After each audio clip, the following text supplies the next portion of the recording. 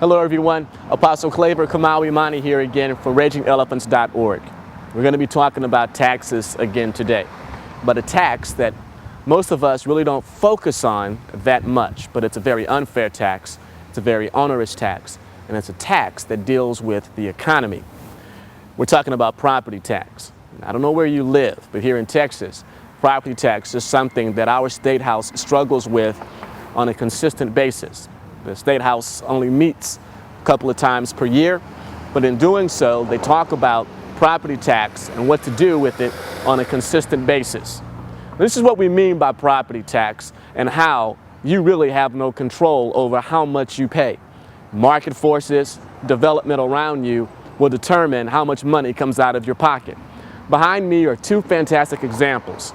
Now here you have a house, and this house is probably one of those 1950s, like Brian says, asbestos paneled homes. Now this is a nice area in Houston. It's called Spring Branch. And this home is actually very expensive by Houston standards. Houston has a very low cost of living, as does Texas. And the real estate market is really fair and affordable compared to other areas in the nation. But in the Houston area, that little house right there in this part of town is quite over the norm, over the median price of homes here in Houston.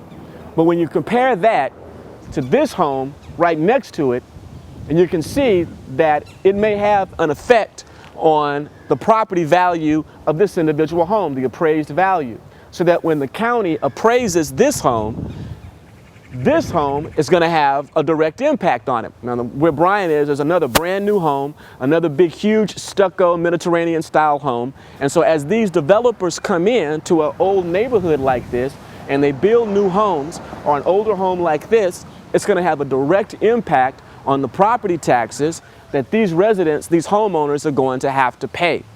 Now, those of us at RagingElephants.org and those of us who are tax warriors, we feel that this is quite unfair. Now, say for instance, this gentleman that's made a huge investment in this home, or the huge Mediterranean that's right behind Brian, let's say one of these homes suffers from foreclosure in the midst of a real estate bubble. Now, their home value will plummet, but whether or not their property tax will also decrease is a whole nother story. Now, what are we saying? Why are we bringing this to you and to your attention? We think that if we're going to focus on the income tax, this is another type of onerous tax that we need to focus on as well, the property tax. And so here in Houston, here in Texas, we want to encourage all of us strong fiscal conservatives to be against the property tax.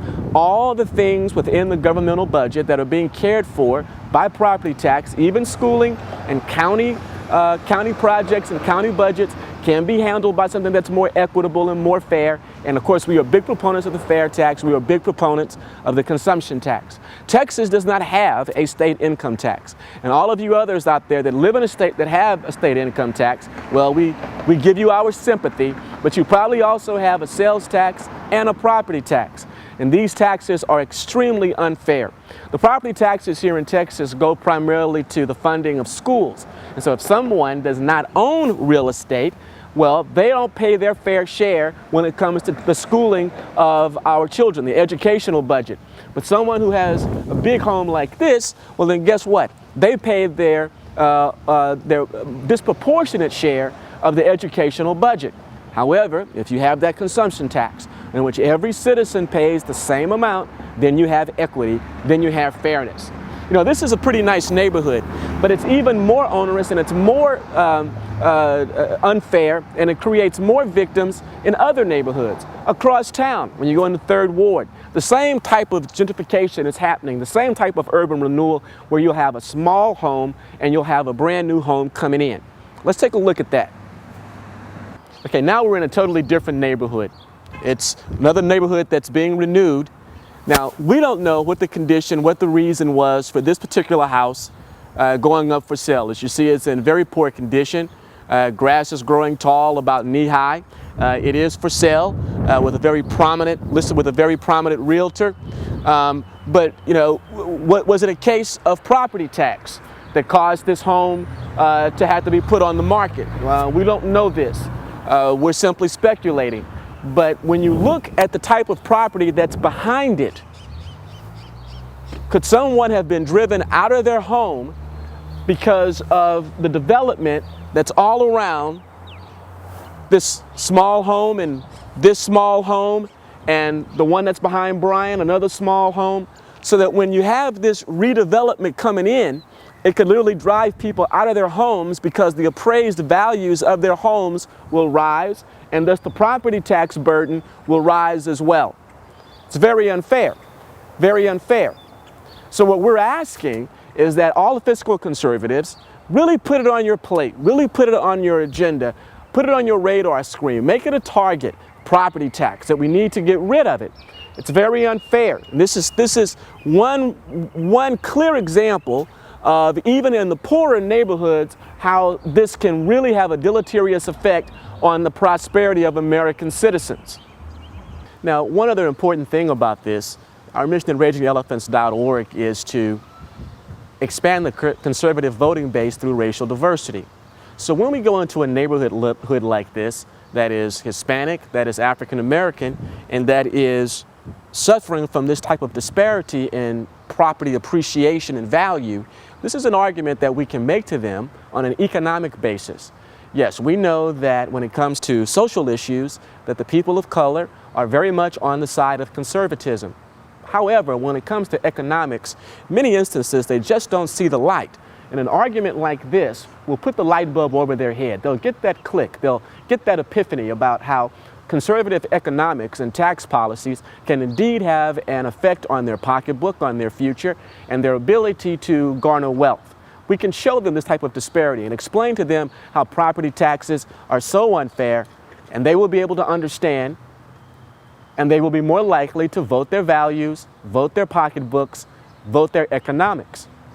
If we explain to them how damaging property tax is to them, and we put it within our platform to change property tax, to eliminate property tax, along with income tax, then I feel the conservatives of the communities of color will be more apt to join us. This is a fabulous recruiting argument, fabulous recruiting tool. This can illustrate to the communities of color how desperately they need to join the conservative cause. Now, we like the fact of economic development. We like free market enterprise. We like the idea of private capital going into rejuvenating properties, renewing urban areas. But with the presence of a property tax, this urban renewal really can be unfair to different levels of the socioeconomic stratus. So what we want to do is we want to stand against property tax. We want to make sure that we stand for a fair tax, a consumption tax. We want to shift the tax burden to a wider swath of Americans, that all Americans are paying their fair share, and this disparity in property value will not have a damaging effect on citizens who are just trying to live their lives, that are at the lower end of the economic earning power and property owners. Think about it. Appreciate your attention. I'm Apostle Claver T. Kamau-Imani.